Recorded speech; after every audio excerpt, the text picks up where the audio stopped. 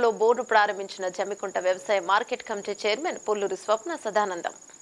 వేసవి కాలాన్ని దృష్టిలో ఉంచుకుని వావిలాల గ్రామంలో మంచినీటి కొరత ఏర్పడంతో వారు పడుతున్న ఇబ్బందిని వావిలాల గ్రామ ప్రజలు జమ్మికుంట వ్యవసాయ మార్కెట్ కమిటీ చైర్పర్సన్ పుల్లూరి స్వప్న సదానందంలో దృష్టికి తీసుకువెళ్లగా తక్షణమే స్పందించిన వారు మంచినీటి కోసం వావిలాల గ్రామ ప్రజలు పడుతున్న ఇబ్బందిని రాష్ట్ర బీసీ మరియు రవాణా శాఖ మంత్రి పొన్నం ప్రభాకర్, కాంగ్రెస్ పార్టీ హుజూరాబాద్ నియోజకవర్గ ఇన్ఛార్జి వడితెల ప్రణవ్ బాబుల దృష్టికి తీసుకెళ్లగా తక్షణమే స్పందించిన వారు వావిలాల గ్రామంలో బోరు ఏర్పాటు చేయాల్సిందిగా జమ్మికుంట వ్యవసాయ మార్కెట్ కమిటీ చైర్పర్సన్ పుల్లూరి స్వప్న సదానందంను ఆదేశించారు.